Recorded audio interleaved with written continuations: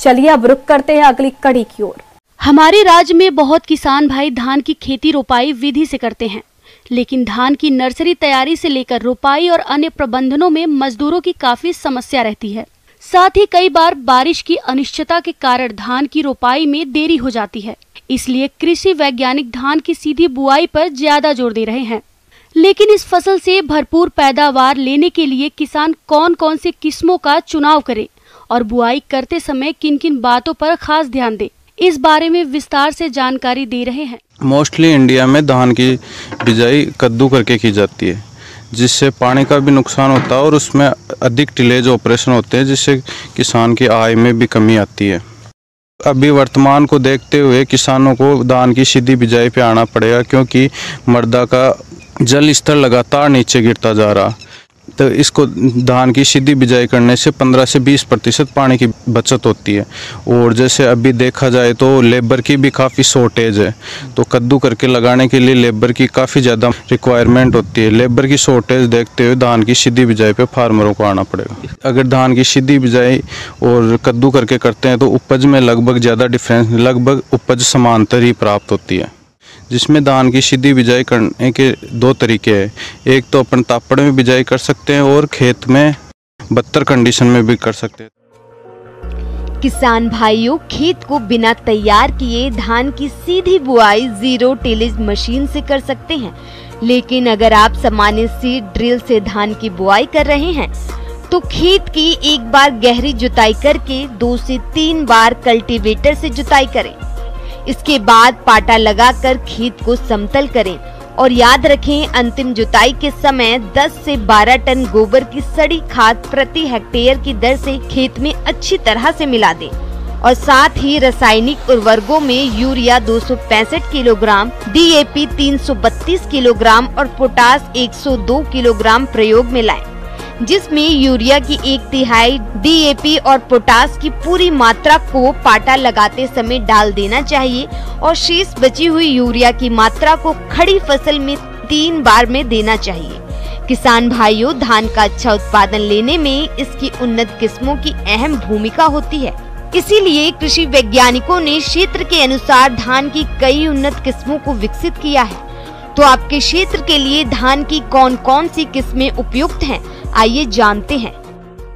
धान की सीधी बिजाई के लिए मोस्टली फार्मर्स को हाइब्रिड यूज लेनी चाहिए और बासमती किस्में यूज लेनी चाहिए। किसान भाइयों, यदि आप शीघ्र पकने वाली किस्मों की खेती करना चाहते हैं तो आप MTU 1010 और सहभागी का चयन करें। मध्यम अवधि वाली किस्मों में पूसा 1460 और पूसा सुगंध 3 का चुनाव करें। संकर किस्मों में सहयर्दी और नरेंद्र शंकर धान 2 का चयन करें। इसके अलावा यदि आप बासमती धान की खेती करना चाहते हैं तो आप पूसा बासमती 1692, पूसा बासमती 1121, पूसा बासमती 1728, पूसा बासमती 1509 का चयन करें।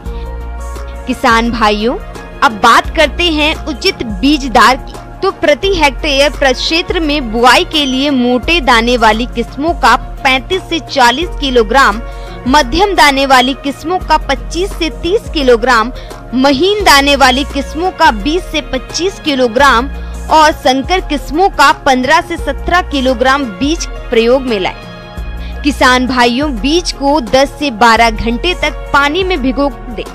साथ ही बुआई से पहले बीजों को उपचारित करें। इसके लिए कार्बोडाइजम 2 ग्राम दवा से प्रति किलोग्राम बीज को उपचारित करें। इसके बाद एजोडोपैक्टर 5 ग्राम से प्रति किलोग्राम बीजों को उपचारित करके बुआई करें। जैसा कि आप देख सकते हो कि हम यहाँ धान की सीधी बिजाई कर रहे हैं। हम ये धान की सीधी बिजाई करने के लिए DSR मशीन का यूज करते हैं। ये DSR मशीन है जिसमें एक फर्टिलाइज़र बॉक्स होता है, एक सीड ड्रिल बॉक्स होता है, सीडिंग बॉक्स होता है, उसमें एल्कलाइन प्लेट लगी रहती है जो सीड से सीड की दूरी को मेंटेन करती है। इसमें हम देख रहे हैं ये मशीन लाइंस पंक्ति से पंक्ति की दूरी 22.5 सेंटीमीटर है और इसमें जो फ्लेल वो लगे रहते हैं, रोलर जो जहाँ सीड गिरता है वहाँ से हल्का टिलेज करती है मशीन। किसान भाइयों को ये सलाह रहेगी, धान की सीधी बिजाई करने पे सबसे बड़ी प्रॉब्लम आती है वीड मैनेजमेंट की।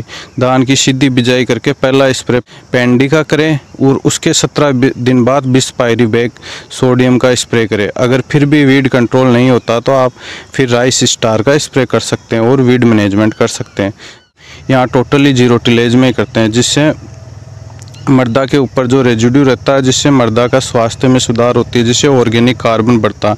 जैसा कि आप हमारे ये प्लेटफॉर्म पे देख रहे हो कि ये 12 साल हो गए ये खेत बिना जुते हुए हैं।